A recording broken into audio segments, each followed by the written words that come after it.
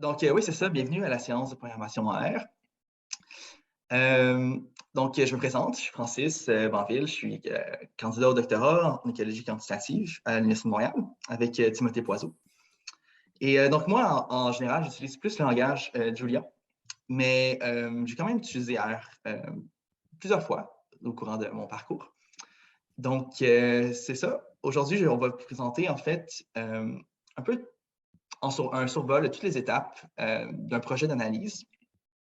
Donc, vous allez pouvoir vous inspirer un peu de ce qu'on va voir aujourd'hui pour les 100 prochains jours. Donc, ce serait comme un peu un petit projet d'analyse, mais vraiment en accéléré, avec un jeu de données sur les pingouins qui est assez sympathique, en fait. Donc c'est le jeu des pingouins. Si vous cliquez, je ne sais pas en fait si ça va fonctionner, mais vous pouvez cliquer sur le petit lien ici dans Objectif. Et vous allez avoir en fait des petits détails du jeu de données. Et si vous cliquez ici sur ce lien-là, il y a vraiment une belle introduction au jeu de données de pingouins. Donc, ça explique un peu d'où il vient et tout ça. En fait, pour faire ça simple, il y a 3 espèces de pingouins, les chinstrap, les gentoo et les adélie, qui sont sur plusieurs îles différentes. Puis, les chercheurs, en fait, ils ont mesuré différents aspects des pingouins. Donc, ils ont mesuré la taille du bec, ils ont mesuré la profondeur du bec, ils ont mesuré aussi, je pense, la taille des nageoires. Pas des nageoires, mais ça ici. Je sais pas comment ça s'appelle sur les pingouins. Mais, oui, donc leur sexe et tout ça. Puis, le jeu de données est déjà propre. Donc, c'est pour ça, en fait, c'est assez intéressant de l'utiliser. Et donc, je sais qu'il y a plusieurs d'entre vous qui n'ont jamais fait vraiment de programmation. Je pense que Ariane a dû vous envoyer une liste, en fait, de petits tutoriels à faire avant l'atelier d'aujourd'hui. Je ne sais pas si vous l'avez vu, si vous l'avez fait. J'ai reçu un vidéo sur YouTube. OK. C'était comme un tutoriel. Je ne sais pas si c'est ça qui vous fait référence. Je pensais, en fait, j'avais envoyé des liens de Software Carpentry. C'est vraiment une formation. Je peux vous montrer si vous voulez.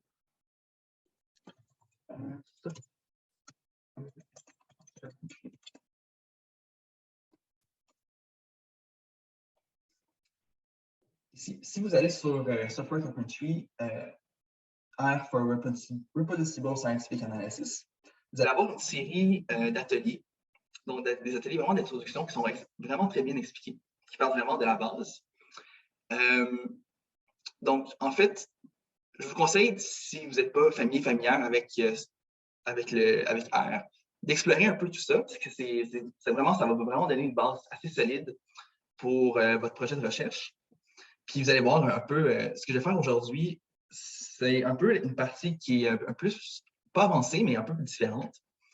Donc, il y a si on veut, il y a peut-être 2 paradigmes un peu en R, donc principaux. Il y en a un qui c'est plus le R basique, le base R, puis il y en a un autre qui s'appelle le tidyverse. Puis moi, aujourd'hui, j'ai utilisé plutôt le tidyverse, qui est en fait vraiment une façon de manipuler des données que je trouve vraiment pratique. Ouais, c'est ça. Donc, dans toutes un peu les ateliers ici de Software Carpentry, ça explique vraiment très bien le base R et aussi le tidyverse. Donc, je vous conseille de jeter un regard là-dessus, s'il vous plaît. Donc, on va commencer par installer tous les packages. Qu'est-ce qui est fun avec le tidyverse? Il y a plusieurs packages. Donc, les packages ou des libraries, c'est un peu un ensemble de fonctions de fonctions de fonctionnalités qu'on va importer directement, qu'on va pouvoir utiliser dans nos analyses. Puis le tidyverse, en fait, c'est un ensemble de packages, de libraries. Il y en a plusieurs. Il y a ggplot2, dplyr, tidyr, readr, et ainsi de suite. Puis au lieu de les importer un à la suite de l'autre, on peut juste les importer ou les installer en fait tout ensemble en utilisant la commande install packages et tidyverse. Donc, ça va installer tous les packages, donc dplyr, ggplot2 et ainsi de suite.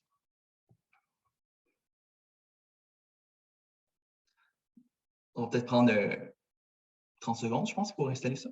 Ah, même pas, c'est déjà fait. Et une fois que les packages sont installés, vous pouvez juste cliquer sur, ou en fait, faire la fonction library avec tidyverse. Puis, ça va faire en sorte que les fonctions vont pouvoir être utilisées. Donc, pour utiliser des packages en R, il faut toujours installer le package en premier, puis ensuite l'utiliser avec la fonction library. Ouais.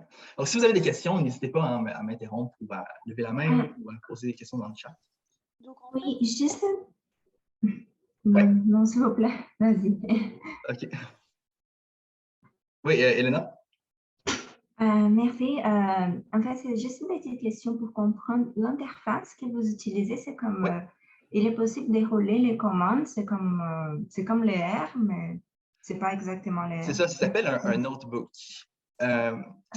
Puis, il existe plusieurs types de notebooks. Celui-là, ça s'appelle Google Colab. En général, c'est beaucoup plus utilisé avec Python. Mais étant donné que Ivado voulait, pour le data direct, que ce soit plus standardisé entre Python et R, on va utiliser ça aujourd'hui. Mais en fait, le notebook, c'est un outil qui permet de collaborer ensemble sur un code ou un script. Là, je vous ai partagé le lien juste en lecture, donc vous ne pouvez pas vraiment l'éditer. Mais est-ce que vous pouvez rouler le code? Normalement, s'ils suivent le lien que j'avais donné dans le dernier courriel, il faut qu'ils le copient dans leur drive à eux et après, là, ils peuvent l'éditer. Ah, d'accord, c'est ça. Ouais. Ouais, ben, je vous conseille de faire ça si vous voulez suivre. Donc, je vais peut-être vous laisser peut-être 2-3 minutes si vous voulez, comme ça, ce sera plus interactif, comme ça.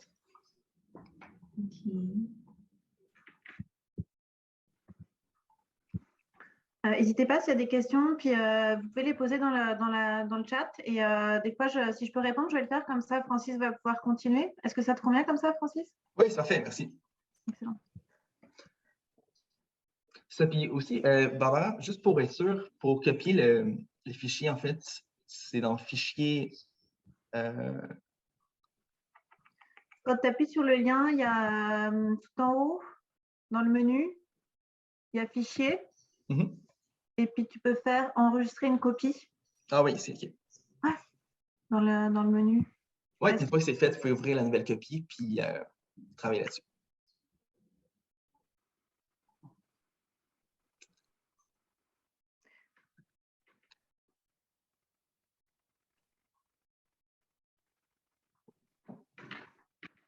Mais ça, en général, quand on travaille avec R, on utilise plutôt RStudio. Ouais. Peut-être, s'il y en a d'entre vous qui... parce qu'en fait, je suis mentor aussi, donc peut-être je vais pouvoir vous montrer RStudio un peu plus en détail prochainement dans les semaines à venir.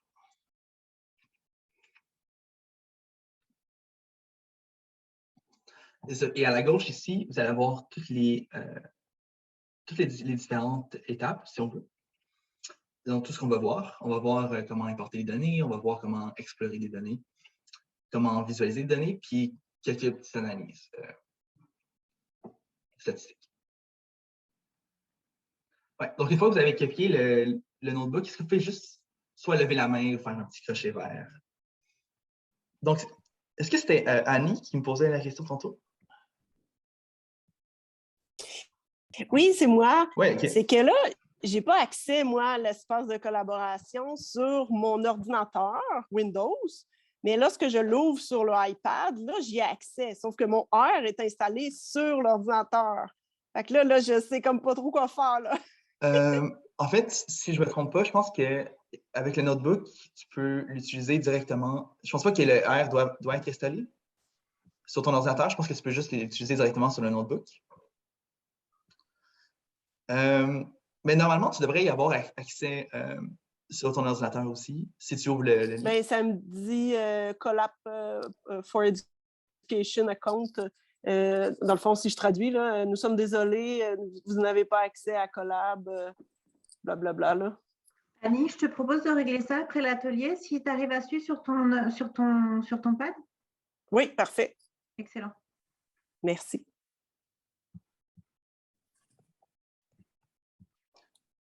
OK.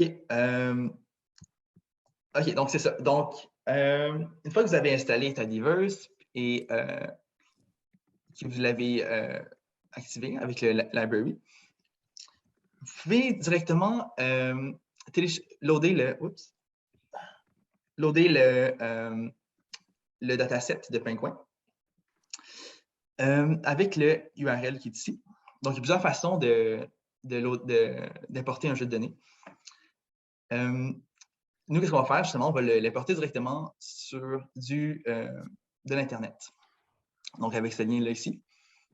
Et on va utiliser la fonction read CSV, qui est en fait une fonction du Tidyverse.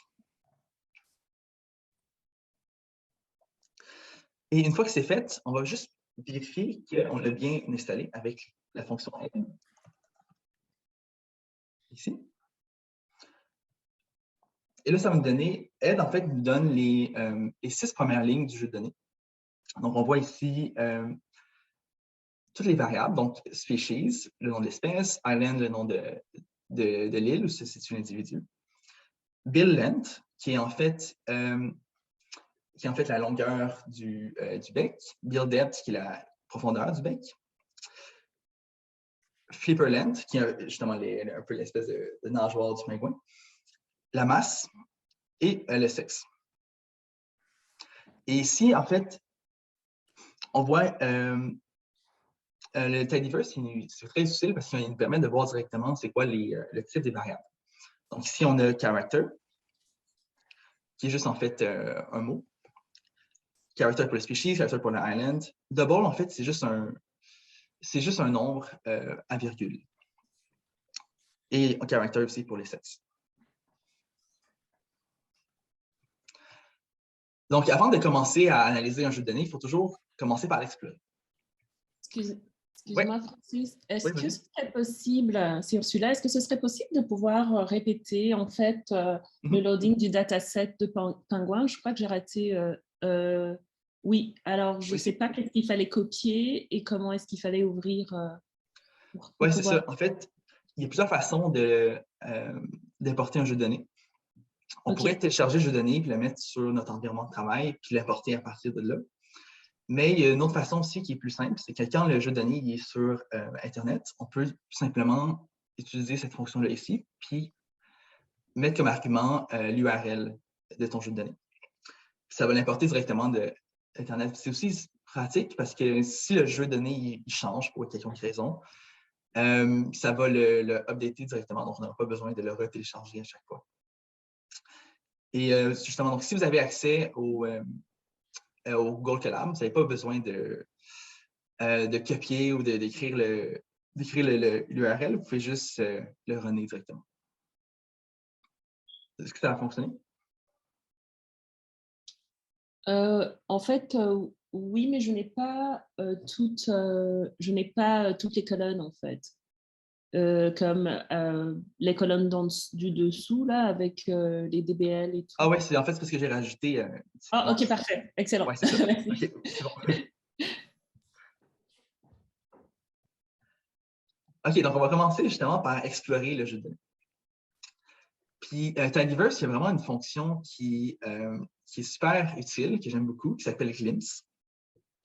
Donc, si on fait Glimpse, puis on met en argument le nom de notre jeu de données, et qu'on run ça, ça va nous donner exactement un peu comme ce qu'on a vu avec Ed.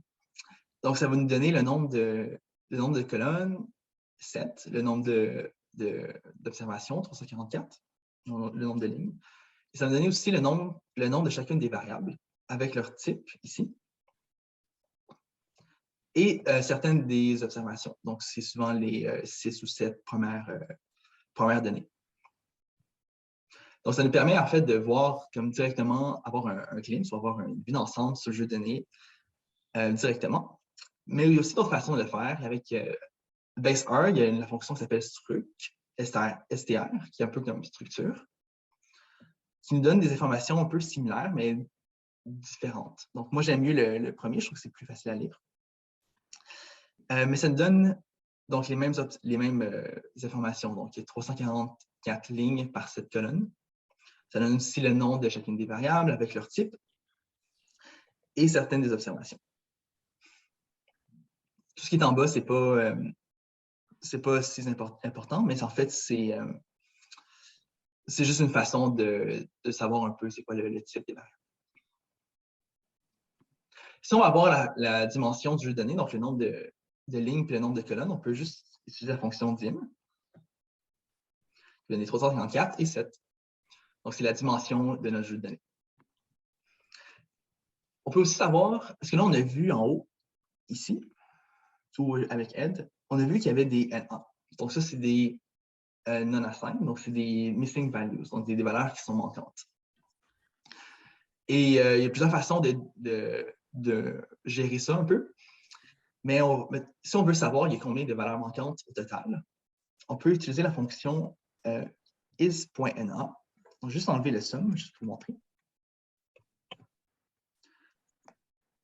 Si on fait la fonction is.na de Penguin, ou de notre jeu de données, pour chacune des observations, ça va nous dire si la valeur est manquante ou non. Donc pour le premier, pour species, la valeur n'est pas manquante, pour n non plus. Mais pour la quatrième observation, la valeur elle serait manquante pour length. Et en fait, comment R représente les true et les false? R considère qu'un true, c'est une valeur de 1, puis que false, c'est une valeur de 0. Donc, si on fait la somme de ça, ça va me donner le nombre de valeurs manquantes. Parce que toutes les true sont considérées comme des 1, donc tu fais juste additionner des 1 et des 0. Ça va me donner le nombre total de true, donc le nombre total de valeurs manquantes, qui est 19 ici. Et plus tard, on va voir un peu une façon de gérer les valeurs manquantes qui n'est pas nécessairement la meilleure façon, mais je vais vous montrer un peu tantôt comment faire pour gérer ça. Donc, une autre fonction qui est utile, c'est la fonction summary, qui nous permet de voir différents aspects du jeu de données, différentes que structures. Donc, en ce qui concerne des variables qui sont numériques, ça nous donne des informations comme la valeur minimum, la valeur maximum, le nombre de valeurs manquantes, la moyenne, la médiane. Et pour,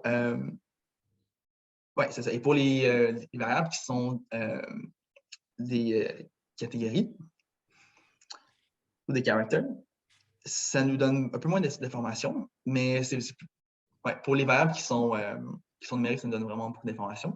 Puis on voit ici qu'il n'y a pas, on ne dirait pas qu'il y a de valeurs qui sont aberrantes. Donc, si on voyait, je ne sais pas, comme le minimum de 32, puis le maximum de 2 780 000, peut-être qu'on pourrait se poser des questions si ça ferait du sens.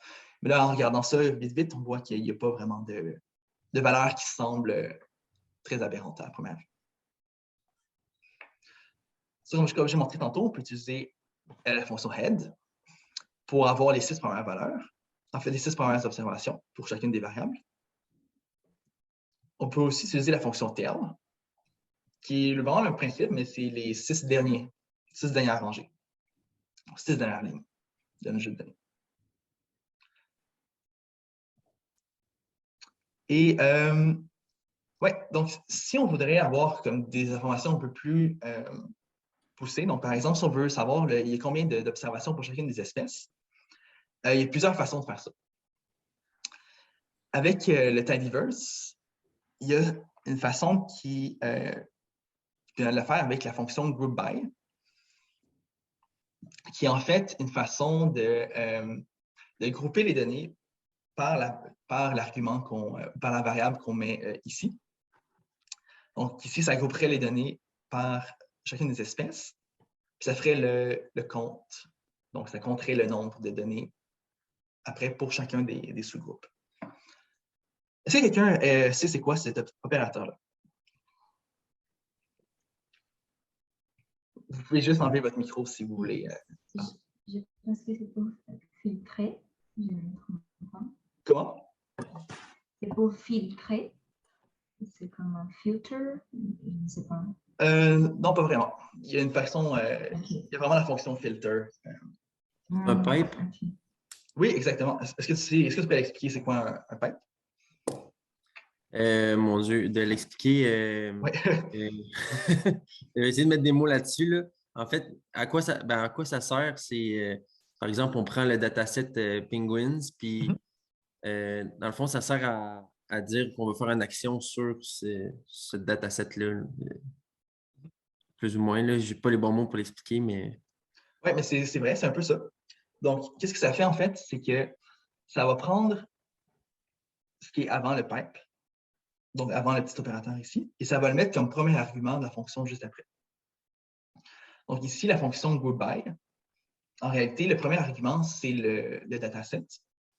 Puis le deuxième argument, c'est la variable auquel on veut grouper. Donc, ça va prendre pingouin et ça va le mettre juste avant la fonction ici, goodbye. Puis le deuxième opérateur va prendre tout ça ici et va le mettre dans count, donc premier argument de count. Puis pourquoi c'est utile? C'est parce que ça fait en sorte que c'est beaucoup plus facile de lire, comme en tant qu'humain humaine, de lire le code. Donc, si on n'avait pas les pipes, il y aurait plusieurs façons de gérer ça. Soit qu'on aurait plusieurs étapes, et plusieurs étapes seraient assignées à un objet différent, puis on aurait besoin de nommer chacun des objets, ce qui serait comme pas toujours utile, ou sinon on pourrait avoir des fonctions qui sont embriquées, donc les unes dans les autres, mais ça fait en sorte qu'ils ont beaucoup de parenthèses, puis des fois c'est un peu plus difficile à lire. Donc, les tidyverse, justement, ils permettent d'utiliser les pipes pour un peu faciliter les analyses. Donc, pour que ça soit un peu plus clair. Donc, ça, on run ça. On voit qu'on a ici nos espèces et le nombre d'observations pour chacune des espèces. Donc, Adélie en 152, Chinstrap 68, Igentu 124. On peut faire la même chose pour le nombre d'observations pour chacune des îles. Donc, on voit qu'ici, il y en a beaucoup plus dans Bisco que dans Torgesten. J'ai aucune idée si les îles sont où, mais c'est pas grave, on peut regarder ça sur Google si on veut. Aussi, si on veut grouper plusieurs variables. Donc, si on veut grouper par species et island, et qu'on run ça, ça va faire en sorte qu'on va savoir le nombre d'observations pour chacune des combinaisons d'îles et d'espèces. Oui, Baba? J'ai une petite question, ce que tu as expliqué avant avec le petit symbole là qui permet de… Oui, le pipe. Oui. Est-ce que c'est juste pour le package que tu as downloadé ou on peut l'utiliser dans le R normal? Non, on ne peut pas l'utiliser dans le R normal. C'est vraiment juste dans le package. En fait, c'est dans le package dplyr, qui est en fait c'est ici. D'accord, merci. Justement, donc dplyr provides a grammar of data manipulation. Donc, c'est vraiment comme une autre façon d'utiliser R, que je trouve beaucoup pratique. Ouais. Mais ce n'est pas la seule façon. OK, donc,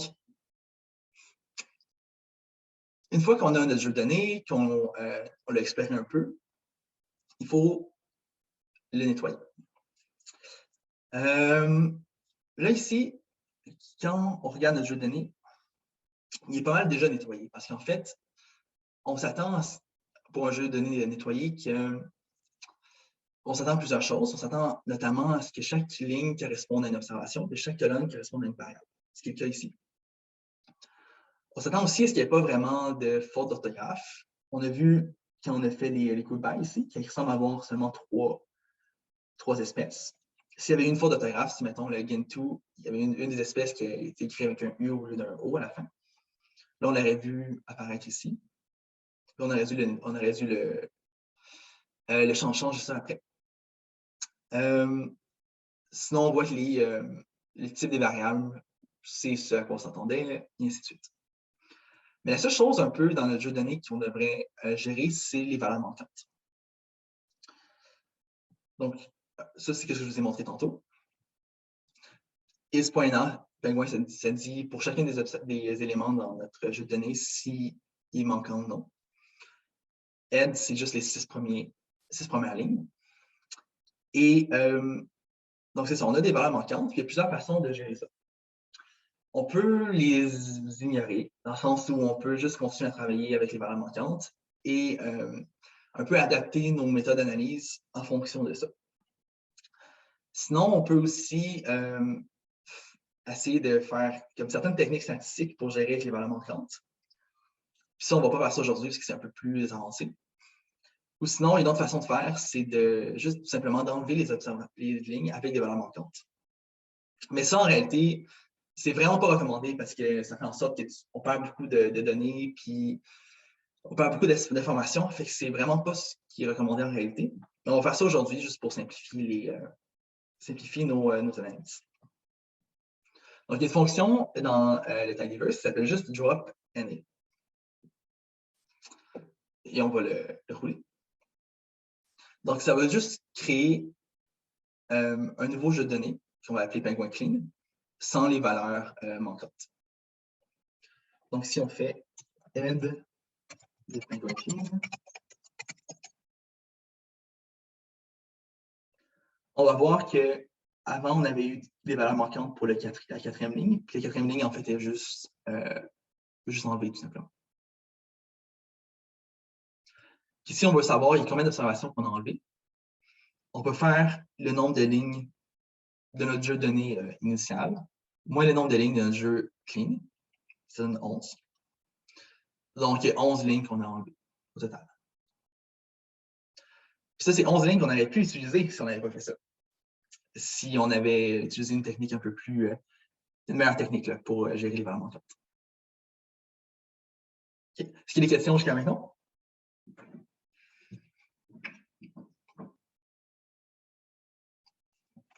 Est-ce que vous m'entendez? Oui. Est-ce que vous m'entendez? Mm-hmm.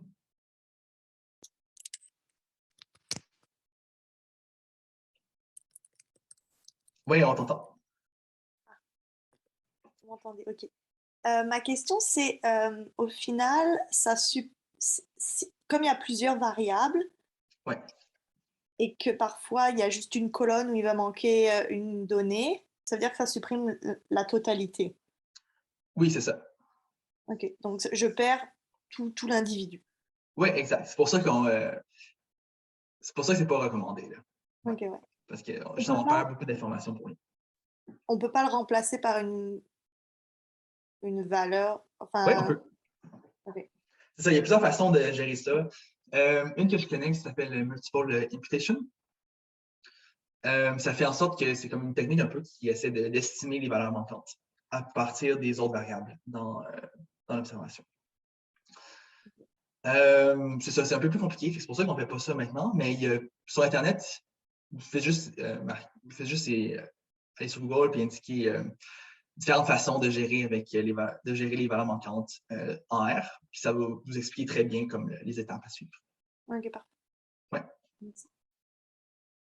Mais sinon aussi, ça dépend de ce que vous voulez faire, mais il y a certaines techniques ou certaines analyses, en fait, qui ne requièrent pas qu'on enlève les valeurs manquantes. Puis dans ce cas-là, on peut juste les laisser là. Ouais, y a d'autres questions?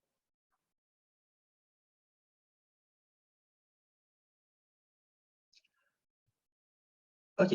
Donc, une fois que notre jeu de données est clean, on peut faire des summary statistics. Donc, c'est juste pour voir un peu certaines statistiques de notre jeu de données pour voir, juste pour explorer encore un peu plus.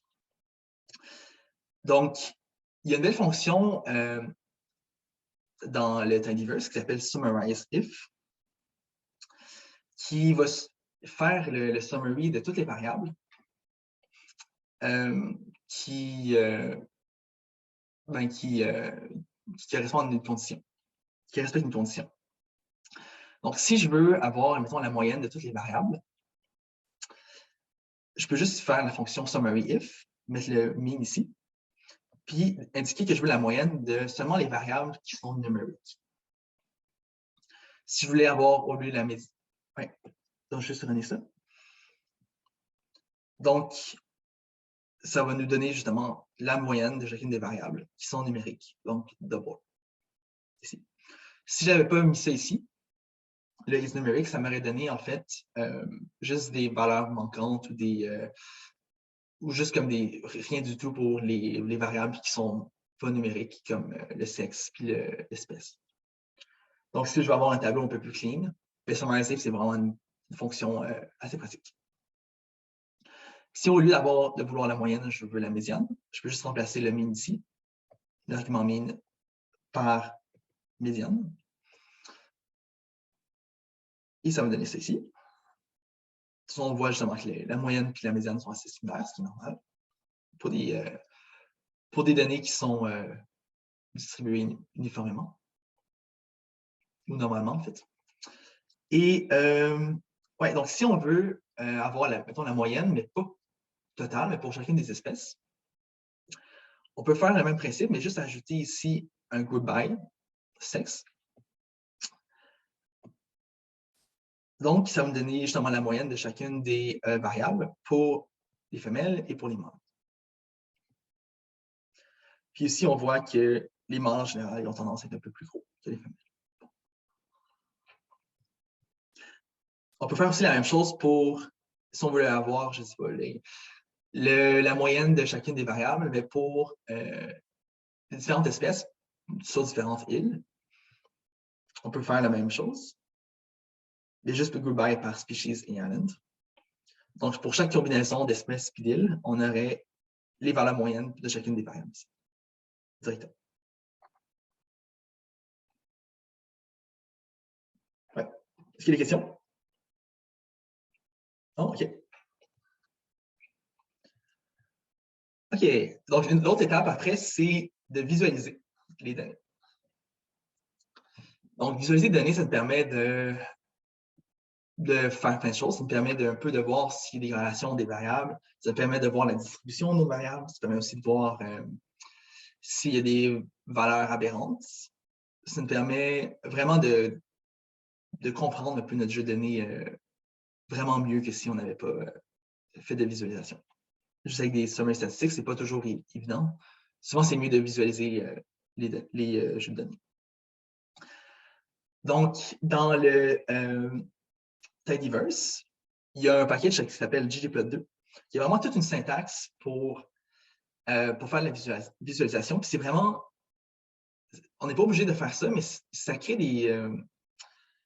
vraiment des figures comme d'assez bonne qualité, qui sont esthétiquement plaisantes, puis avec une syntaxe qui est assez, au départ, n'est pas toujours intuitive. Mais après ça, quand on a compris comment ça fonctionne, c'est vraiment facile, puis c'est vraiment fun à utiliser. Donc, la syntaxe, en fait, c'est juste utiliser la fonction qui s'appelle ggplot. On met notre jeu de données ici. Puis ensuite, on indique ce qu'on appelle des esthétiques, AS. Donc, ça, en fait, c'est juste les variables qu'on veut plotter. Puis, après ça, on rajoute un plus, Géon, qui est en fait le type de graphique qu'on veut générer. Puis on peut ajouter plein d'autres arguments. Donc, des arguments par rapport à l'aspect du graphique, par rapport au nom des titres, par rapport au nom des axes, et ainsi de suite. Donc, je vais vous montrer un peu comment ça fonctionne. Et aussi, il y a un package qui est vraiment cool, qui s'appelle ggthemes, qui procure vraiment des thèmes déjà faits. Donc, si vous allez sur Google et vous cliquez sur, vous regardez la documentation de ggthemes, vous allez voir justement plein de thèmes qui sont visuellement attrayants, qui sont faciles à utiliser. Donc, on va utiliser ça aujourd'hui. Oups. Okay, on va juste l'installer en premier.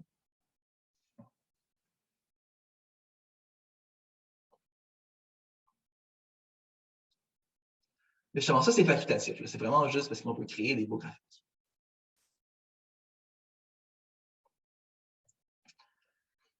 OK, donc on va commencer par des distributions univariées. Donc, des distributions sur une seule variable. Puis, donc, en gros, des histogrammes. C'est pas obligé d'être des histogrammes, mais on va faire des histogrammes. Donc, comment ça fonctionne? C'est qu'on commence par indiquer le jeu de données ici. Donc, étant donné qu'ici, il y a le pipe, ça remplace le premier argument de ggplot par le jeu de données. Donc ici, on avait vu que la syntaxe générale de ggplot, ça commence avec le data ici. Puis ici, le data n'est pas là, c'est parce qu'il est juste avant le pipe. Ensuite, on met AS, donc on indique qu'est-ce qu'on veut plotter. Je n'ai pas le mot en français de plotter, mais en tout cas, c'est pas grave. Donc, on veut, si on veut avoir la distribution du body mass, on va juste indiquer x égale body mass, gramme, ça c'est le nom de la variable. Et si on veut aussi, non seulement avoir la distribution de body mass au total, mais on veut l'avoir par chacune des espèces, on peut ajouter justement une autre variable dans les esthétiques qui s'appelle fill. Ça va juste colorier chacune des espèces séparément. Donc, ça va faire un des histogrammes pour chacune des espèces séparées. Ensuite, on met un petit plus et on met ce qu'on appelle le géome histogramme. Donc, ici, c'est la petite partie ici, géome. Donc, si on veut faire un histogramme, on fait un géome histogramme. Si on va faire un scatter plot, on va voir pour tantôt. Il y a une autre géome qu'on utilise. Puis si on va faire un box plot, il y a un autre géome qu'on utilise, ainsi de suite. C'est toujours la même syntaxe. On a plusieurs arguments qui sont facultatifs, mais il y a l'argument alpha qui fait juste une transparence. Donc, les histogrammes vont être transparents un peu. Ça va permettre que ce soit plus clair. On a aussi la position des histogrammes les uns par rapport aux autres et la largeur des bandes. Ensuite, ici, on voit il y a plus 3 petits points. Donc, on peut rajouter plusieurs autres arguments. Donc, on va rajouter un thème qui est donné dans le paquet ggthemes. Puis, on va aussi ajouter, un peu ça vient avec le thème, mais on va juste spécifier que les couleurs, on veut qu'ils soient associées au thème, avec cette fonction-là ici. Et on va indiquer le nom aussi de l'axe des abscisses. Ici, on run ça. Ça va donner un beau histogramme comme ça. Donc, j'aurais pu choisir un autre thème. Celui-là, je l'aimais pour aujourd'hui. Mais on va voir d'autres thèmes plus tard. Mais ouais, donc on voit très bien que la distribution de la body mass, donc de la masse corporelle des génitaux, est beaucoup plus élevée que celle des deux autres espèces. Donc, il est vraiment comme à part. Donc, ce histogramme, je vous rappelle, c'est le nombre d'observations qui se situe entre deux valeurs. Donc, pour chacune des bandes ici, mettons entre 2750 et 2800, on aurait une observation ici. Donc, c'est la même chose pour chacune. Normalement, les histogrammes, on n'est pas obligé d'avoir des comptes, on peut avoir des proportions ou autre chose. Puis pour faire ça, on fait juste changer certains arguments dans le géome histogramme. Sinon, si on trouve ça un peu mélangeant, puis qu'on veut pas que les histogrammes soient ensemble, donc on veut qu'ils soient dans des panels différents, on peut juste enlever, en fait, on peut juste rajouter ici, cette layer-là, qui s'appelle Facet Grid, qui va permettre justement de générer différentes facettes, différentes grilles. Puis si on veut que chacune des espèces ait leur grille séparée, on peut juste écrire ça comme ça ici, Facet Grid, puis dire qu'on veut les couleurs qui sont pour chacune des espèces. Le var, c'est juste une façon d'écrire ça. Donc, si je run ça, ça va me donner, c'est un peu moins beau, je trouve, mais ça va me donner des histogrammes pour chacune des espèces, mais séparés. Donc, c'est peut-être un peu plus facile à visualiser comme ça.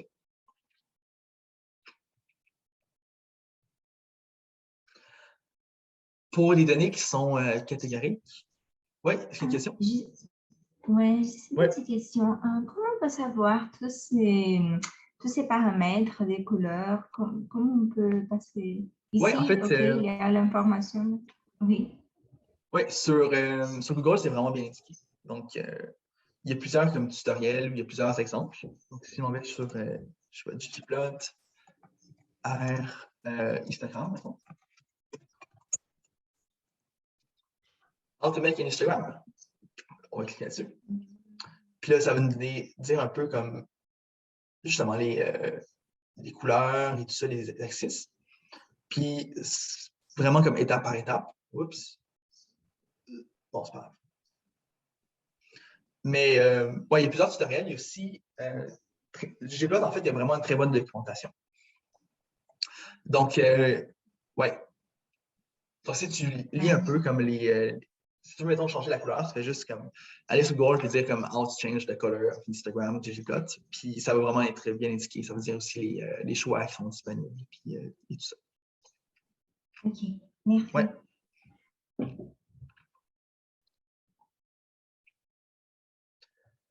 OK, pour les données qui sont catégoriques, on peut faire des boxplots.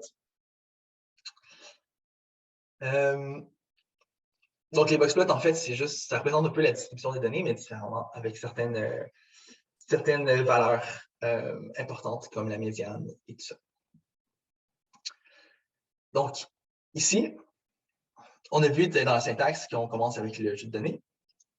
Il y a toujours le ggplot qui dit qu'est-ce qu'on veut représenter. Donc, si moi, je veux représenter des boxplots pour les body mass, mais pour chacune des îles différentes, je vais dire que c'est comme ça. Et le fill allen, ça veut dire que je veux que les couleurs soient différentes pour chacune des îles, mais je ne suis pas obligé de l'indiquer. Si je ne l'indiquais pas, mais chaque boxplot aurait la même couleur, ce qui n'est pas nécessairement ce que je veux. Je peux juste ajouter ici le layer jump boxplot. Et ici, je ne suis pas obligé de la rajouter, mais je trouve que c'est quand même intéressant de le mettre, le jump jitter. C'est que ça va rajouter en fait les points sur les boxplots. Donc, si j'amène ça, ça va donner ça ici. Donc, je vais avoir des boxplots pour chacune des îles, pour la masse corporelle. Puis ici, le geom jitter, ici, il rajoutait les petits points alentour. Donc, les petits points, en fait, c'est tout simplement les données.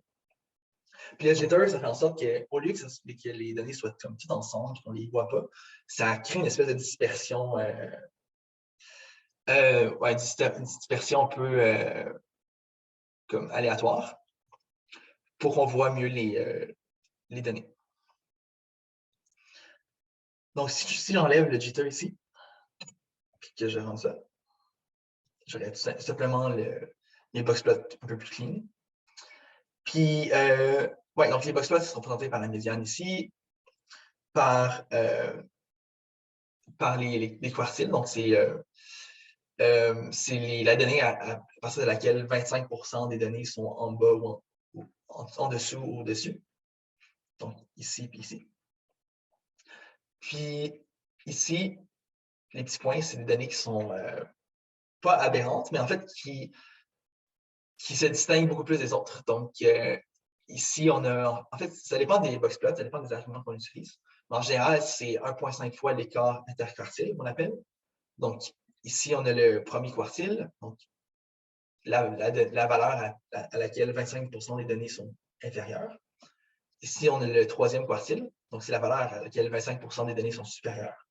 On a la distance entre les deux.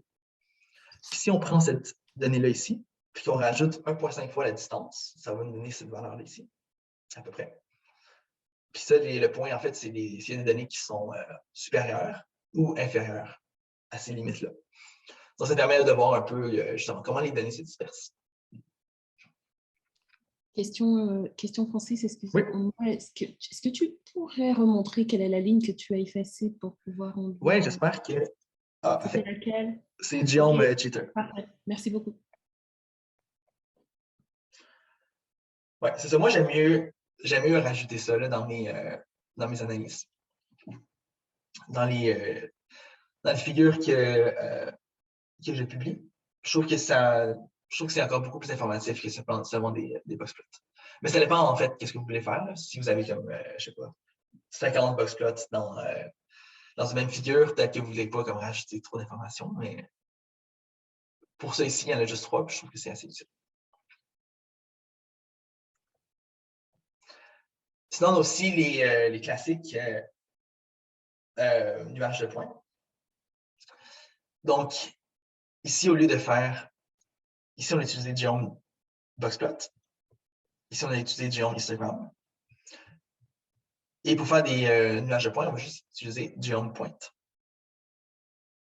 Donc, si je veux avoir la relation entre le body mass et le flipper length, par exemple, ici, je dirais que X, c'est body mass, Y, c'est flipper length, et la layer de geom point va juste indiquer qu'est-ce que je vais générer avec ça, c'est un nuage de points.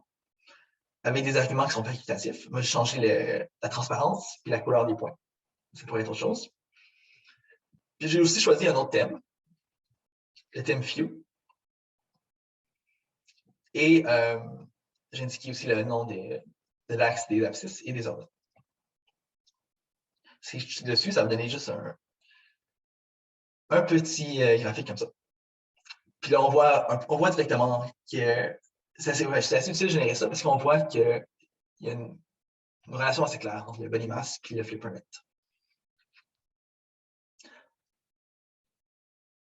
Puis on va pouvoir un peu mieux quantifier plus tard. Sinon, si on veut, on peut aussi rajouter d'autres informations. Donc, on pourrait colorier, par exemple, les points à partir par rapport aux espèces. Donc, ici, dans les esthétiques, on a encore le body mass en X, le flipper length en Y, puis on va juste rajouter un argument pour dire qu'on veut que chacune des espèces soit coloriée aussi. Donc, il y a leur couleur différente. Si on fait ça, on a ça ici. Puis là, on voit vraiment que pour le Gento, on l'a vu un peu tantôt, mais pour le Gento qui est vraiment à part des autres. Donc, qui a vraiment une masse corporelle et une longueur de nage, je ne sais pas comment appeler ça, supérieure. Puis on voit vraiment qu'il y a une relation aussi pour chacune des espèces ensemble. Mais séparément, en fait. Sinon, qu'est-ce qu'on peut faire aussi? On peut faire des burst plots. Donc, au lieu d'explorer les graphiques ou les variables, les relations une à la suite de l'autre manuellement, on peut faire ça automatiquement. Et on peut utiliser, il y a plusieurs façons de le faire. Là. Il y a une façon dans le base R direct. Mais moi, j'aime beaucoup utiliser le package GJali, qui permet d'avoir une syntaxe un peu à la ggplot. Et ça crée des graphiques, assez bien faits. On va juste installer.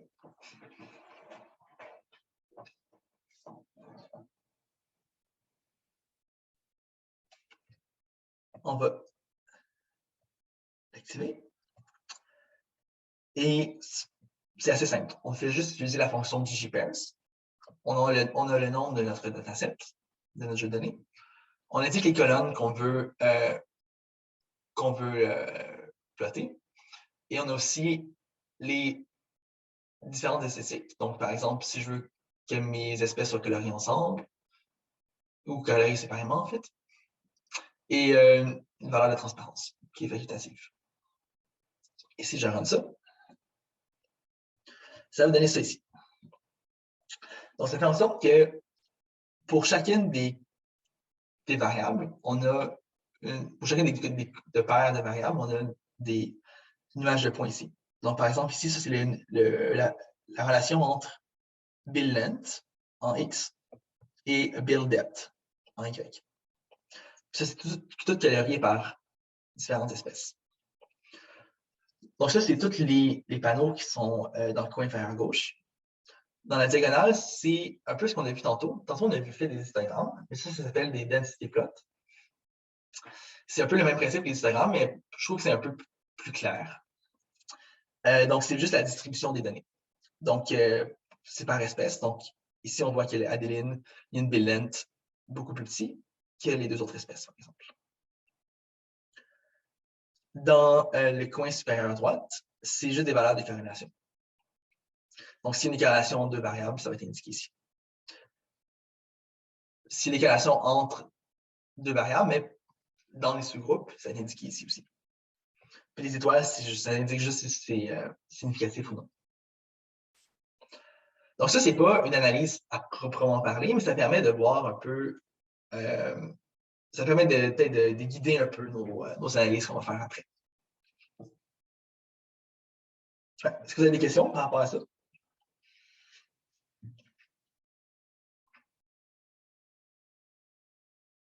Non, c'est beau.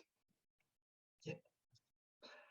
Barbara, qu'est-ce que tu penses si on prend un 5 minutes de pause? Oui, je pense que c'est très bien. Puis s'il y en a qui veulent poser des questions aussi pendant ce temps-là, moi je vais rester disponible. Donc allez, je vais vous chercher un café, vous dégourdir les jambes. Puis, ouais. À tout de suite. À quelle heure tu veux reprendre, Francis? À 11h08. Oui, parfait. Ouais, ok, d'accord. Ok, tantôt. Moi aussi, je vais rester disponible si vous avez des questions. Ok. J'avais une question, c'est Ursula, c'est plus une question pratique. Si mon jeu de données en Excel, qu'est-ce que je fais? Est-ce qu'on va en discuter à un moment donné? Comment est-ce que je fais un transfert? Vu que je suis nouvelle, là, je serai dans le programme découverte. OK. Dans le fond, tu as un jeu de données en Excel, ouais, sur Excel. Ça. Exact. Et ouais, fait qu'en fait, ici, en fait, tu parles pour importer le jeu de données, right? Ouais, importer le jeu de données. Ouais, c'est ça, OK. Ici, si on avait utilisé la fonction... Est-ce que tu vas utiliser RStudio ou Google Colab, Ursula? J'ai aucune idée. Franchement, ouais, c'est une bonne ça question. change pas, je pense pas que ça change grand-chose. Okay. Parce qu'avec RStudio, tu as une fonction facilité. Tu sais, dans le menu, je pense, en haut, tu peux importer et il va te demander dans quel... OK. Et je ne suis pas sûre que tu es obligé de le passer en fichier texte. OK, donc en fait, ce que je comprends, c'est que j'ai deux options. Je peux utiliser RStudio, je peux utiliser Google Colab, c'est ça? Alors, ouais, vas-y, je te laisse répondre, Francis, excuse-moi. Okay. De plus que deux options. Là. Tu peux utiliser RStudio. En fait, RStudio, c'est juste une façon d'interagir avec R. Mais tu as plusieurs façons d'interagir avec R. R, c'est le langage. RStudio, c'est ce qu'on appelle un éditeur de texte. Mm-hmm. Tu peux utiliser RStudio, tu peux en utiliser d'autres. Tu peux utiliser Atom, tu peux utiliser VS Code. C'est pas comme très important. Mm-hmm. L'important, en fait, c'est que comme quand tu t'indiques des commandes, tu roules les commandes après. Puis, ouais, tu vas avoir l'occasion de voir ça un peu plus en détail dans les prochains jours. Mais en fait, c'est ça, tu as ton jeu de données. Ton jeu de données, il est situé quelque part sur ton ordinateur. Uh-huh. Puis, tu vas juste utiliser une fonction qui va dépendre de ton jeu de données. Donc, si tu as un CSV, si tu as un fichier Excel, si tu as un fichier qui est séparé par des tables, tu vas utiliser une fonction différente. Puis, donc, ça, tu changes la fonction selon ce que tu as. Puis après ça, tu indiques le chemin vers ton jeu de données. Ici. Donc, ici, ça, c'est un URL. Mais ça pourrait être le chemin comme sur ton ordinateur. OK. Ça peut aussi être des chemins absolus ou relatifs. C'est mieux relatif, mais ça, tu vas peut-être voir ça plus tard. Okay. Puis, ouais, c'est ça. Tu as aussi différents arguments que tu peux indiquer. Donc, tu peux indiquer si la première ligne correspond à des noms de variables ou pas, par exemple. OK. Tu peux aussi indiquer un argument pour le séparateur entre chacun de tes éléments. Puis, c'est ça. Mais c'est vraiment, justement, tu t'en vas sur Google, puis tu marques comme how to import CSV file in R, puis ça va être vraiment bien indiqué. Excellent, merci. Je suis contente de voir que j'ai quand même aussi une indication ici sur Data Importation. Je n'avais pas vu ça. Excellent. OK, c'est bon. Merci beaucoup. Good. C'est là aussi, si vous avez des questions comme ça, puis après l'atelier, il y a le Slack. Donc, vous pouvez vous poser des questions là-dedans, puis il va y aussi avoir les rencontres avec vos mentors, où justement, on a suggéré aux mentors aussi de vous donner quel environnement de travail ils vont vous proposer de travailler. Donc voilà, Francis, il a donné des possibilités, puis après, ça va être toi de voir avec ton mentor c'est quel environnement est le plus favorable pour toi. Okay. Ben, merci beaucoup. Barbara, moi, je ne suis pas sur le Slack.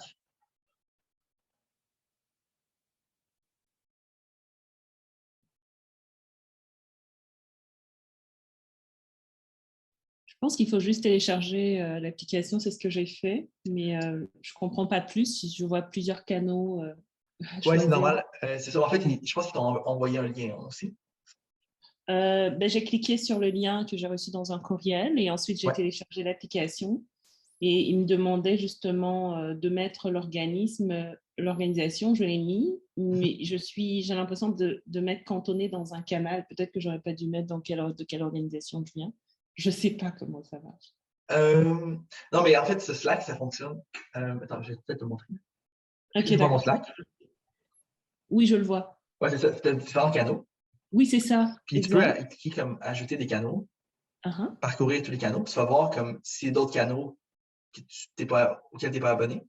Ok, d'accord. Il te fait juste comme rejoindre. Tu peux comme quitter si tu veux plus, ou tu peux comme rejoindre.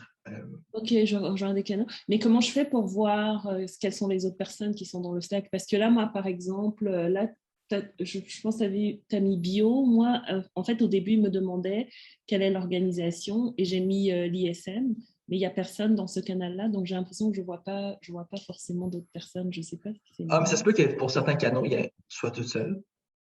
C'est un peu triste, mais... Ouais, non, mais c'est ça. C'est pour ça que je ne savais pas quoi. Donc, du coup, je me dis, je ne l'ai pas fait correctement. Mais je vais continuer à naviguer dedans. Si tu veux, celui-là, après l'atelier, je peux partager mon écran et vous montrer 2-3 choses sur le Slack. Ok, parfait, merci, j'apprécierais. Oui, bien sûr, avec plaisir. Francis? Oui. Oui, bonjour, c'est Annie. Allô? Par rapport à ce que j'ai manqué au début, là, par rapport à l'installation là, et tout ça, là, ça veut-tu dire que ce que tu viens de nous montrer présentement, ça fonctionne seulement avec l'installation de ces modules-là, puis que ça ne fonctionne pas sur RStudio puis R tout seul? Est-ce que tu parles du Tidyverse? Oups. Du Tidyverse? Oui, au début, là, parce que j'ai comme manqué cette partie-là, parce qu'étant donné que j'essayais d'accéder au site de collaboration, ça ne marchait pas. J'ai comme mal compris, là, finalement. C'est comme des modules que tu installes, c'est ça? Oui, c'est ça. En fait, non, ça fonctionne. En fait, ça fonctionne très bien sur RStudio. Ça fonctionne même mieux sur RStudio que sur Google Colab.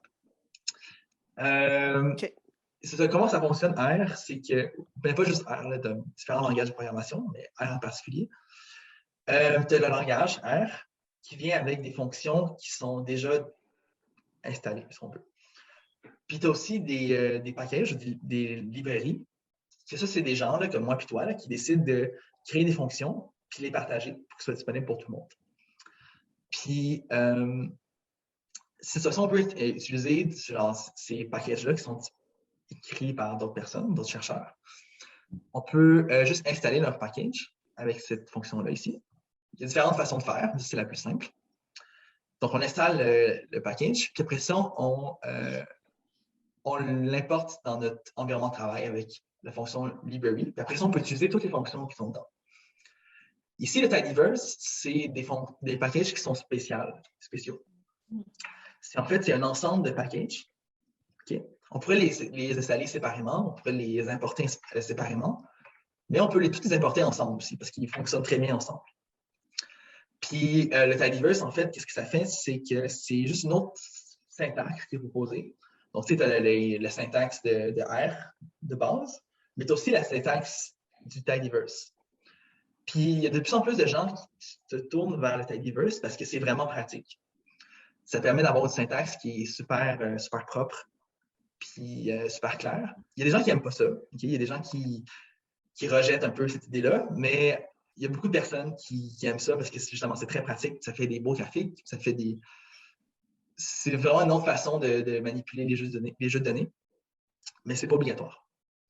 Francis, est-ce que tu recommandes aux débutants d'y aller tout de suite avec Tidyverse ou peut-être de commencer à voir juste avec R et petit à petit, peut-être après, plus tard, d'intégrer Moi, je pense que si je pense que c'est ici, là, qu'est-ce qu'on a vu là, dans le Software Carpentry, R for Repeatable Scientific Analysis, ça commence vraiment avec le R plus de base.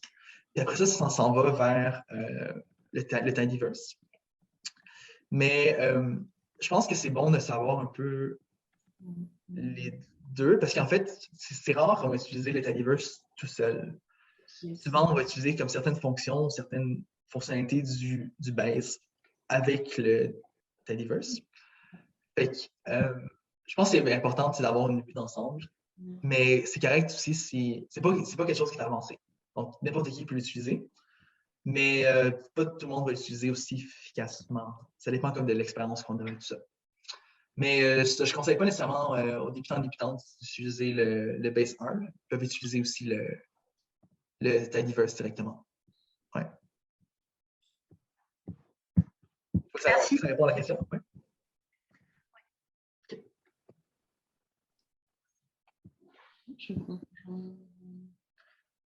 OK, donc on va continuer. Je descends.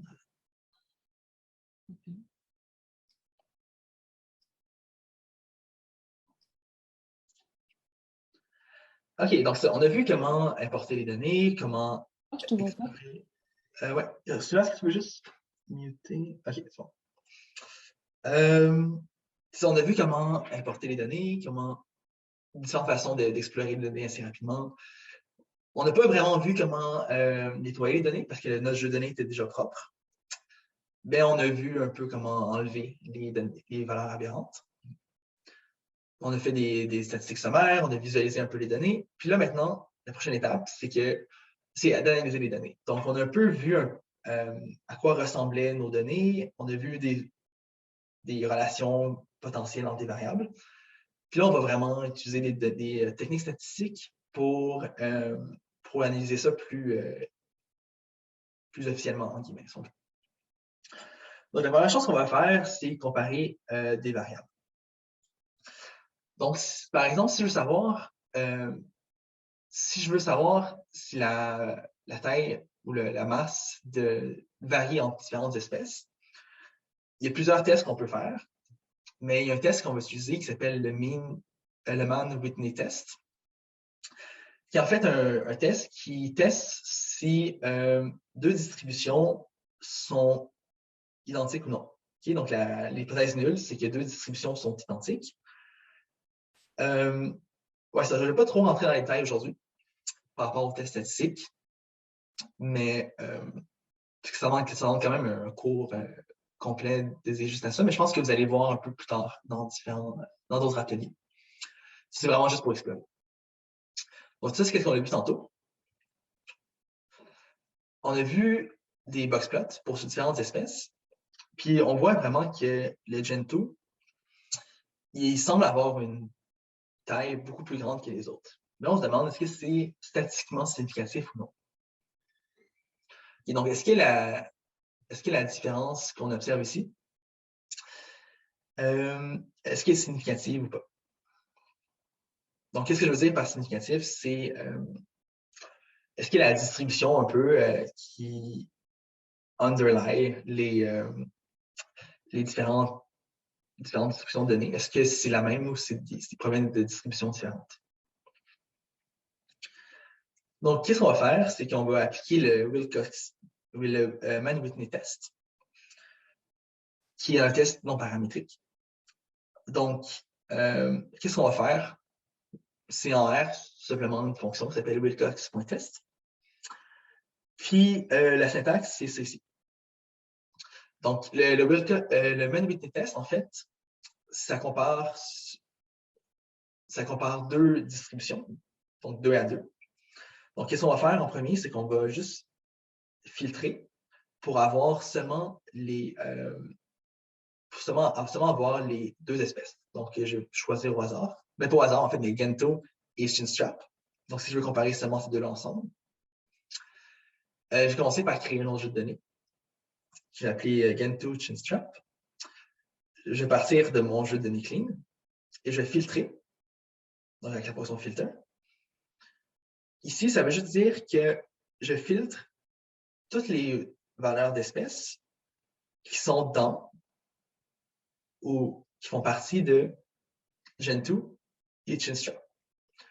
Le C ici en R, c'est juste une façon de concaténer ou genre de fusionner ensemble différentes valeurs. Okay, donc ça crée comme un vecteur, un vecteur de deux variables. Puis ici, ça regarde genre chacune des observations s'il fait partie de ce vecteur-là ou pas. Donc, quand je vais filtrer ça, ça va garder tous les pingouins qui font partie des deux espèces. Et si je veux comparer pour voir si la taille des deux espèces diffère, ce que je vais faire, c'est que je vais prendre le body mass ici. Je vais mettre l'espèce là ici. Donc, l'espèce, c'est les groupes qui sont à comparer. Et je vais indiquer mon jeu de données ici, dans le deuxième argument. Et si je clique ça ici. Petite question. Oui. Donc là, là, tu utilises Species parce que tu as filtré. Mais admettons, si je ne filtre pas, tu pourrais mettre directement Gentoo et Chinstrap dans la formule? C'est une bonne question. Je ne penserais pas. Je pense que c'est mieux de filtrer avant. Je ne sais pas ce que ça ferait, en fait, si je faisais ça. Mais non, je ne penserais pas que tu puisses l'indiquer. Je pense qu'il faut vraiment que ça aille en 2 étapes. Tu es toujours obligé en je fait me trompe. de filtrer tes données pour pouvoir faire des tests statistiques. Non, ça dépend du test. OK.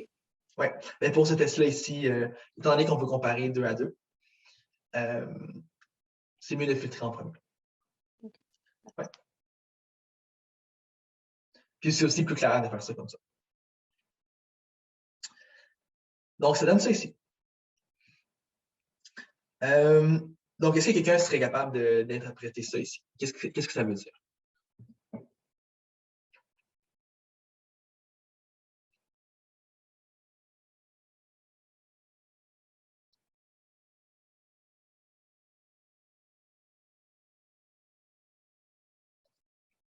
Ici, on a le W.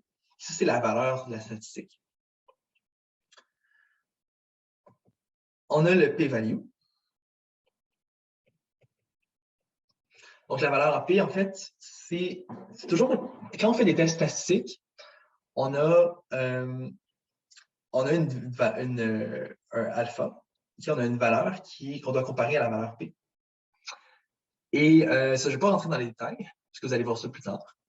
Mais en fait, c'est que si la valeur P, ici, qui est déterminée par le test statistique, si elle est plus petite que notre valeur arbitraire, on rejette l'hypothèse nulle.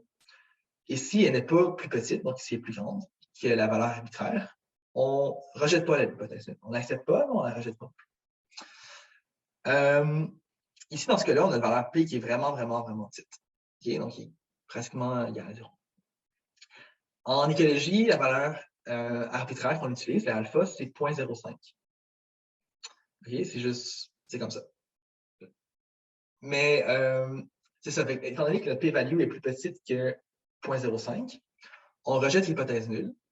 Notre hypothèse nulle pour ce test statistique-là ici, c'était que les deux échantillons proviennent de la même distribution. Puis là, étant donné qu'on rejette ça, ça fait en sorte qu'on affirme un peu que, en fait, qu'ils proviennent de deux distributions différentes. Donc, que Gentoo, la taille corporelle de l'espèce Gentoo, diffère significativement de Chinstrap. Voilà, il y aurait eu différentes façons de faire. Il n'y a pas juste ce test-là, mais le Wilcott test, le Mann-Whitney test, c'est un test qui regarde la distribution au complet. Puis on aurait pu juste comparer les moyennes, on aurait pu comparer les médianes, on aurait pu comparer plein de choses. Mais ça compare vraiment la distribution complète. Puis ça dit que la distribution diffère. Puis là, on voit ici que Gentoo est plus grand que Chinstrap. Donc, qui varie significativement. Donc, il diffère significativement. Oui, Baba? Il faut qu'il y ait combien d'observations à peu près pour pouvoir utiliser ce test, pour qu'on puisse le considérer comme valide? Oui, c'est une bonne question. En fait, il y a plusieurs... je ne sais pas. C'est rare que ce soit comme clair. Mais il y a toujours, à chaque fois qu'on utilise des tests, il y a toujours des conditions à respecter. On ne va pas voir ça aujourd'hui. Mais si on veut voir, je sais pas, faire une régression, si on veut faire plein de choses, il y a toujours plusieurs choses qu'on doit regarder avant pour savoir si on peut appliquer le test ou pas. Je ne suis pas très familier avec le Mann-Whitney test, fait que je ne sais pas exactement c'est quoi les conditions. Mais souvent, quand c'est des tests non paramétriques, les conditions sont un peu plus flexibles que les tests qui sont paramétriques. Pas tout le temps, mais souvent. Puis c'est ça, je sais pas. C'est sûr que justement, il faut avoir comme une taille d'échantillon assez grande parce que la taille d'échantillon va influencer la valeur du test. Donc, le résultat qu'on va avoir. Mais je sais pas, c'est quoi exactement. C'est souvent quelque chose d'arbitraire aux alentours de comme 30, 40. D'accord, Ça merci. dépend. Ouais.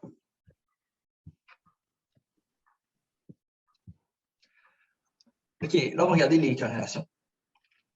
Donc, on a vu ici qu'il semblait avoir une corrélation entre la taille et le flipper length. Puis on veut savoir si cette corrélation-là est significative. Okay? Il y a plusieurs façons de faire ça. Puis peut-être la plus simple, mais pas nécessairement la meilleure, mais la plus simple, ce serait de faire une régression linéaire, comme ceci. Puis dans R, il y a une fonction qui s'appelle LM, qui va créer un modèle un peu, mais pas un peu, mais il va créer un modèle à partir de ce qu'on lui indique. Donc ici, on veut savoir s'il y a une relation entre le flipper length en Y, donc la variable dépendante, ici dans les ordonnées, et la taille, body mass, dans les abscisses. Puis on indique aussi le jeu de données. LM, c'est vraiment une fonction qui est super flexible. Okay? On peut indiquer d'autres variables, on peut indiquer des itérations de variables. Puis là, ici, aujourd'hui, regardez ça plus simple. On va juste garder deux variables ensemble. Puis, une fois qu'on a fait notre modèle ici, on va regarder les statistiques sommaires avec la fonction summary du modèle. Et si on clique là-dessus, on a tout ça. Oups, descend plus. Ouais. Donc, il y a beaucoup de choses qu'on pourrait regarder. Mais en fait, qu'est-ce qui va nous intéresser aujourd'hui, c'est plutôt ça, cette partie-là. Donc, cette partie-là nous indique que la pente, donc qui est estimée, est de 1,52 fois 10 à la moins 2, avec un écart type, ou en fait une erreur standard de 4,67 fois 10 à la moins 4. Puis on a une valeur d'un test T. Mais qu'est-ce qui nous importe encore un peu plus, c'est peut-être ici, la valeur P. Donc, c'est la valeur, donc la P-value, donc la valeur P, où en fait, ouais, pour faire ça simple, c'est pas vraiment comme ça que c'est interprété, mais on peut voir ça comme la probabilité un peu que... non, laissez faire, je ne vais pas embarquer là-dedans. Non, c'est ça. Donc, ici, on a des étoiles qui permettent de savoir à quel niveau de significativité on rejette ou pas l'hypothèse nulle. Okay. Ici, l'hypothèse nulle, c'est que la pente soit égale à 0. Puis ici, on a une valeur P de 2 fois 10 à la moins 16. Donc, c'est très, très significatif. Évidemment, ce n'est pas la meilleure façon de faire, mais c'est juste pour aujourd'hui. Et voilà. Petite question. Oui. Juste pour vérifier, donc là, sur la ligne de code que tu as fait avec data égale penguin clean, oui. Tu aurais pu utiliser les pourcentages là, comme le code juste d'avant. Le pourcentage. Ah, ok, le pipe. Plus grand que là, je sais pas comment tu appelles ça. Un pipe. C'est comme un tuyau, genre. Okay. Ouais, okay. Tu aurais pu utiliser ça, par exemple, et supprimer data égale penguin clean. En fait, non, parce que c'est une bonne question, mais le pipe, en fait, il prend ce qui est avant, puis il le met dans le premier argument de ce qui est après. Okay. Puis étant donné que le data ici, dans le deuxième argument, ça ne fonctionnait pas vraiment. Puis c'est pas toujours comme recommandé un peu d'utiliser les pipes. Souvent, on l'utilise soit quand on a plusieurs fonctions qui sont comme embriquées les unes dans les autres, soit tu as comme plusieurs étapes, OK? C'est souvent comme quand tu manipules des jeux de données, tout ça, ou quand tu fais des graphiques. Mais, ouais, c'est ça. Mais c'est dans le cas des modèles linéaires, c'est rare qu'on utilise. Je pense pas vraiment qu'on en utilise. Okay, c'est seulement pour les grosses fonctions, en fait. Pour simplifier le... Ouais, c'est ça. Ouais. Okay. Okay, OK.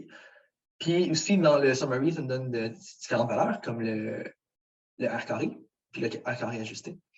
Puis ça, un peu, c'est la proportion, en fait, de la variance de ta variable indépendante, donc notre body mass, qui est expliquée par le modèle, entre 76 %, ce qui est quand même beaucoup. En général, en écologie, on a genre quelque chose de 15 %, 20 %, 30 %. Le 76 %, c'est vraiment beaucoup. Puis, c'est ça. Donc, ça, c'est souvent des données qu'on reporte un peu dans des articles scientifiques. Finalement, ce qu'on va voir aujourd'hui, c'est un peu plus compliqué. Ça, on voit ça dans les cours un peu plus avancés en écologie, les cours de cycle supérieur. Mais ça, il y a beaucoup de fonctions ou d'analyses qui sont faites par Pierre Legendre, qui est en fait un écologiste à l'Université de Montréal. Puis, souvent dans des analyses d'écologie des communautés, où on a souvent plusieurs espèces avec plusieurs sites différents. Il y a plusieurs façons de gérer ça. Puis une des façons, c'est ce qu'on appelle de l'ordination, qui est une façon de réduire un peu la dimensionnalité de notre jeu de données. Donc, ça prend, on va voir ça un peu plus en détail tantôt, là, avec notre exemple, mais ça va prendre toutes les variables qu'on a, puis ça va réduire le nombre de variables qu'on a, juste en conservant le plus d'informations possible. Donc, ça va un peu simplifier notre jeu de données sans perdre trop d'informations. Ça va faire en sorte que toutes les nouvelles variables qu'on va avoir vont être indépendantes les unes des autres. Donc, ça va faire en sorte qu'on va pouvoir utiliser ces nouvelles variables-là dans différentes analyses. Donc, ça peut être utilisé pour plusieurs façons, pour plusieurs raisons. Mais ouais, c'est très utile à faire, en écologie surtout. Il y a un package qui s'appelle Vegan, qui a justement été, si je ne me trompe pas, il est écrit justement par Pierre Legendre et Daniel Borcard de l'Université de Montréal. On va juste l'installer, puis ça va donner beaucoup de fonctions qui vont permettre de faire ces ordinations-là assez rapidement. Donc, on n'est pas obligé de faire des ordinations. C'est vraiment une technique qui est possible. Okay? Ça dépend de ce que vous voulez faire. Mais ça, c'est juste pour vous donner un exemple de ce qu'on peut faire avec les jeux de données qu'on a à notre disposition. Donc, on va importer le jeu de données. On va juste regarder encore nos 6 premières lignes. Donc, on voit ici toutes nos variables, species, ALAN, BILLENT, et ainsi de suite. Puis là, nous, qu'est-ce qu'on va faire? C'est qu'on va conserver les variables catégoriques, species, ALAN, puis sexe. Puis, on va prendre ces variables-là, puis on va les modifier. Okay? Donc, on va créer d'autres variables qui vont être indépendantes les unes des autres. Parce que là, on s'entend ici que BILLENT, puis BILLDEPT, puis FLIFFERLENT, puis BODYMASS, ils sont corrélés. On l'a vu tantôt aussi. Donc, plus la longueur des pattes est grande, en fait, la longueur du bec est grande, plus il y a de chances que l'individu soit grand en général, puis plus il y a de chances que la nageoire soit grande. Plus il y a de chances qu'il soit aussi plus gros. Fait que nous, qu'est-ce qu'on va faire, justement, c'est qu'on va prendre ces deux variables-là, on va les mixer ensemble, on va créer des nouvelles variables qui sont indépendantes les unes des autres. Donc, on va réduire un peu la complexité du jeu de données. Donc, qu'est-ce qu'on va faire? C'est qu'on va commencer par sélectionner les variables qui sont numériques. Dans Tidyverse, il y a une fonction qui est super le fun, qui s'appelle SelectIf, qui va sélectionner justement toutes les variables qui respectent la condition ici. Puis notre condition, c'est que les variables soient numériques. Ensuite, une première étape pour faire de l'ordination, c'est de transformer les données. Dans Vegan, il y a une fonction qui s'appelle DecoStad, qui permet de changer chacune de nos variables en fonction de différentes méthodes. Puis nous, la méthode qu'on va utiliser aujourd'hui, c'est la standardisation. Donc, ça va faire en sorte que chacune des variables va avoir une moyenne de 0 et une variance de 1. Okay, donc, en gros, ça va prendre chacune des données, ça va soustraire la moyenne, puis ça va diviser par l'écart type. Et ensuite, on peut conduire la PCA, donc qui est le Principal Component Analysis, qui est la technique la plus pas la plus simple, mais la technique basique un peu d'ordination. On peut utiliser plusieurs fonctions, mais on peut utiliser la fonction RDA de Vegan. Et si je roule ça ici, puis je regarde le head de summary, ça va donner tout ça. Ça donne plein d'informations. En gros, qu'est-ce qui va nous intéresser ici? C'est de voir les nouvelles variables qui sont créées. Donc, PC1, PC2, PC3 et PC4. Site 1, site 2, site 3, nous, ce n'est pas des sites qu'on a, c'est des individus. Ça ne change pas grand-chose, c'est vraiment la même chose. Ça va donner un peu la valeur qu'on a pour chacune des nouvelles variables. Donc, la valeur pour chacune des nouvelles variables, des nouvelles composantes principales qu'on appelle. Donc, ça va juste prendre notre point qu'on avait avec les 4 coordonnées selon le bill length et tout ça, qui est une variable originale. Puis ça va juste les transformer, puis ça les met dans un autre espace. Et les espaces sont faits de sorte, justement, que chacune des variables soit indépendante les unes des autres, ce qui est utile pour plusieurs analyses statistiques. Il y a aussi une fonction dans Vegan qui s'appelle scriptplot, qui permet de voir laquelle des composantes principales ou laquelle des variables sont interprétables. Ici, on a ce qu'on appelle l'inertie de chacune des variables. Et on a aussi une comparaison avec un modèle de bâton brisé. Okay, le modèle de bâton brisé, c'est juste un bâton. Puis on va sélectionner une variable. Mettons, imaginez que vous avez un bâton. Okay? Puis là, vous le coupez aléatoirement quelque part. Puis là, vous avez 2 bâtons. Puis là, vous coupez encore les bâtons aléatoirement quelque part. Et vous faites ça comme plusieurs fois. Puis vous allez avoir une espèce de distribution de longueur de bâton.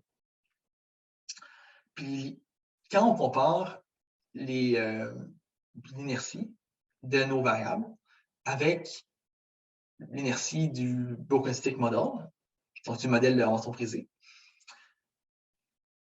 on peut voir en fait quelles sont les variables qui sont interprétables ou qui font du sens un peu. Donc ici, on voit qu'on a juste un seul axe qui est interprétable, puis les autres qui ne le sont pas. Donc, si on avait au moins 2 qui étaient interprétables, on aurait pu faire un beau graphique en ordination avec comme le premier axe en X, le deuxième axe en Y, puis on aurait vu vraiment comment les données sont projetées dans cette nouvelle espace-là. Mais là, on a juste un axe qui est interprétable. Mais c'est pas grave. Donc, probablement que l'ordination ne serait pas très appropriée pour notre jeu de données ici. Qu'est-ce qu'on va faire après? C'est qu'on va faire un jeu de données avec les scores ici, pour chacun des sites.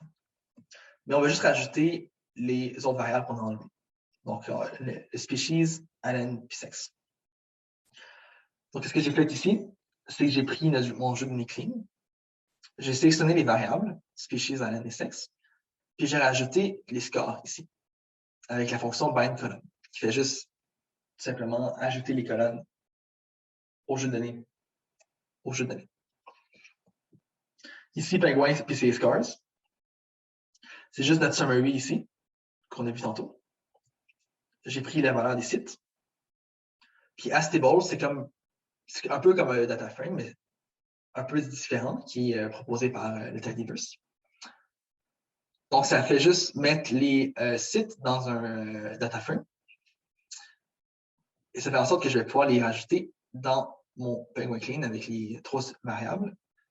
Puis j'ai créé un nouveau data frame qui s'appelle Penguin PC All. Et si je regarde les 6 premières lignes, on va avoir species, allen, sexe et les 4 valeurs, les 4 nouvelles variables ici de PC. Et si je veux, par exemple, savoir s'il y a des groupes, je peux rouler ça ici. Donc, je peux prendre mon jeu de données Penguin All, faire un graphique avec les 2 paires composantes principales, colorier par espèce.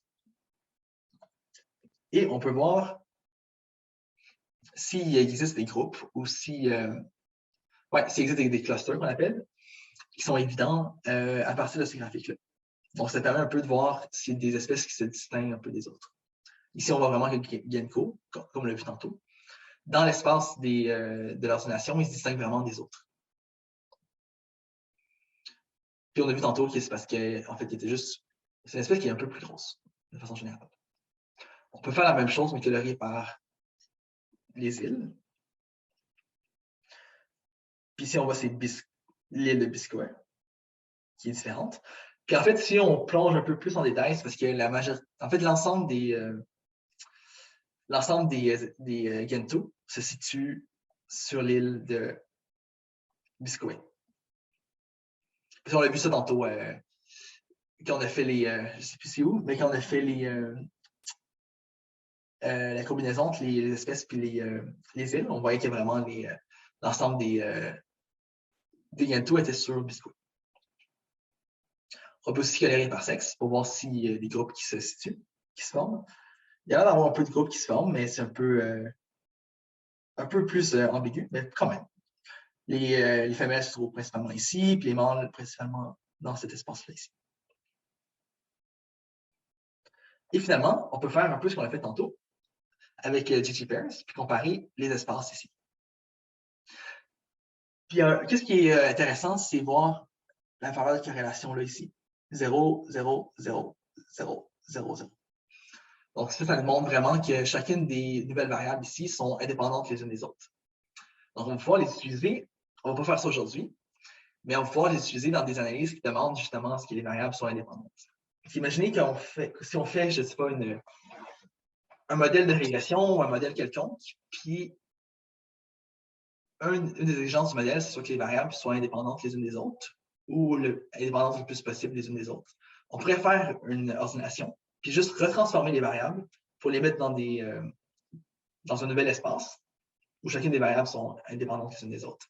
Puis utiliser ces nouvelles variables-là dans des analyses. Puis c'est souvent fait, en écologie. Et voilà. Donc, est-ce que vous avez des questions par rapport à tout ça?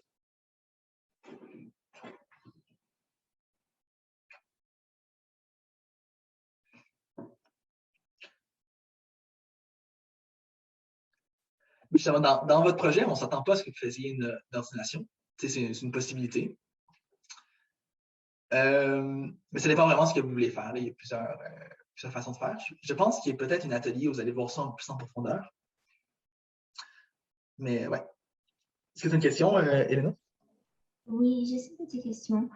Pour le test statistique des Wilcox que vous avez fait, comment on peut savoir quelle variable on va mettre en premier et en deuxième espace? Parce que je ne me trompe pas, c'était... Ouais, je pense que c'est... Ah oui, exactement. En fait, on compare la distribution de body mass ici. Puis ça, les species, c'est les groupes. Donc, si on voulait comparer entre les sexes, on ne mettrait pas species, ici, on mettrait sexe.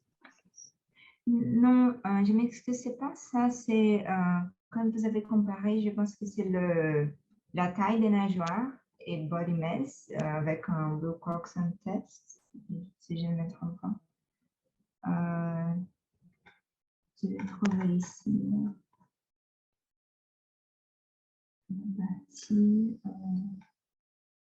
C'est ici? Ouais, c'était un... Ouais. Oui, on l'avait fait comme une régression linéaire. Ouais. Ok, c'est ça. Oui, ouais, oui, ici, ouais. Comment ça fonctionne? C'est qu'on a toujours les variables indépendantes, qui donc les Y ici, avant. Puis on a le petit symbole ici, je ne me rappelle plus comment ça s'appelle, mais la petite vague. Puis on a toutes les variables indépendantes après. Donc ici, c'est vraiment comme... ouais, c'est vraiment notre... toutes les variables. On pourrait ajouter comme... une autre variable, on pourrait ajouter, je sais pas, le sexe, on pourrait ajouter une combinaison de sexe et body mass, on pourrait ajouter plein de choses. Mais c'est vraiment ça, c'est indépendant en premier. Qu'est-ce qu'on veut expliquer? Puis ça, c'est dépendant. Donc, parce que ça c'est dépendant. Qu'est-ce qu'on veut expliquer? C'est indépendant, ce qui explique l'autre variable.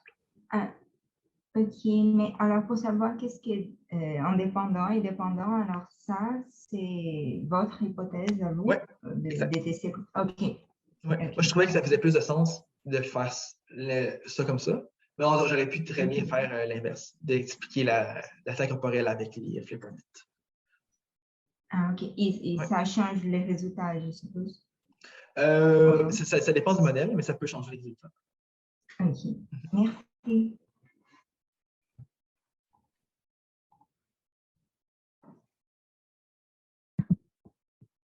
S'il n'y a pas d'autres questions pour Francis, mais que vous en avez par exemple pour le Slack et que vous avez besoin d'aide pour d'autres choses, n'hésitez pas à les poser. Il reste un petit 15 minutes. Mais si vous avez encore des questions pour Francis, n'hésitez pas, il est là, donc il faut en profiter. Est-ce que tu pourrais me rajouter au Slack? En fait, tu es déjà dessus, j'ai vérifié. Ah ouais? C'est juste peut-être il ne fait plus partie de ta liste de Slack. Est-ce que c'est Voilà. l'ancien randonnée? C'est le même Slack? Oui, on a gardé le même j'ai pas vu. Slack, comme OK. ça les gens peuvent faire une communauté à la fin. OK. Parfait.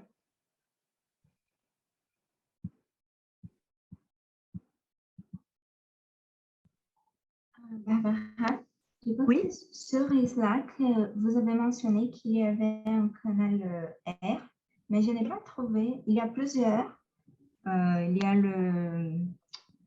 les 5 jours des randonnées aléatoires, des test-sets, events général, mais il n'y a pas R. Je n'ai pas trouvé en tout cas. Alors, je vais essayer de te montrer comment faire pour les voir. Attends. Je vais partager mon écran.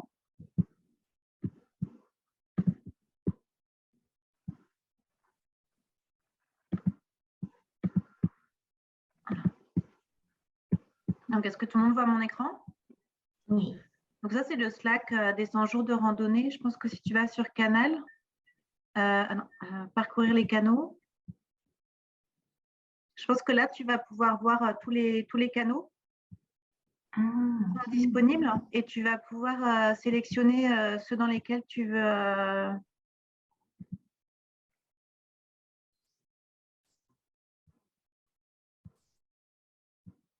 Par exemple, là, moi, je suis pas dans celui qui s'appelle Labo. OK. Et quand il y a un petit cadenas, c'est que c'est privé. OK. Ah, merci. Merci, j'ai trouvé l'air ici.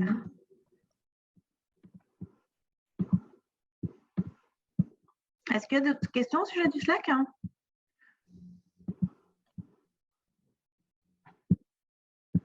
Moi, j'ai une question. Donc, pour le Slack, on adhère aux canaux seulement qui ont l'air d'être adaptés à ce qu'on recherche. Je comprends pas parce qu'il y en a, ils s'appellent par exemple aléatoire.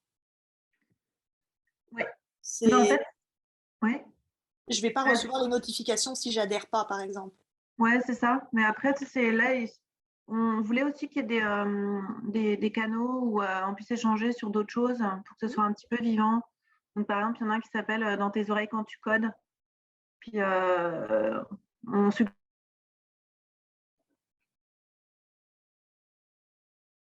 concentré.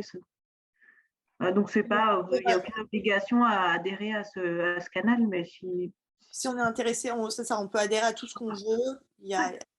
Ok. Il y en a aussi sur les offres d'emploi ou d'autres événements qui pourraient vous intéresser. Ok, parfait. Okay, merci.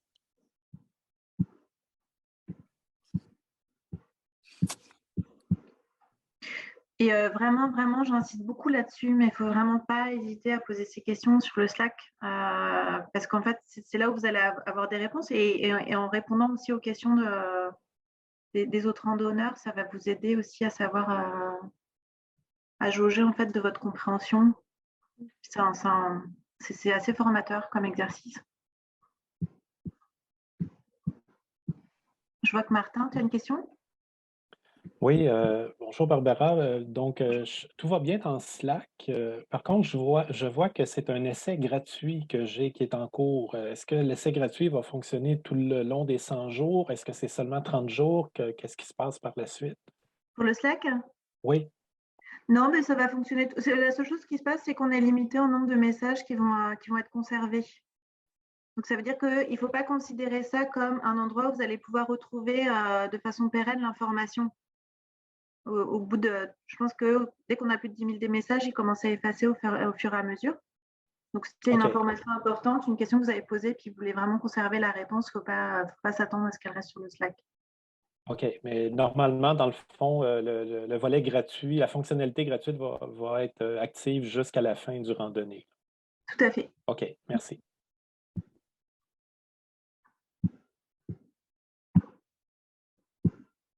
En fait, vraiment, à part l'adhésion, vous n'avez rien d'autre à payer. Hein. Il n'y a pas de logiciel qui vous va demander d'investir de l'argent ou quoi que ce soit.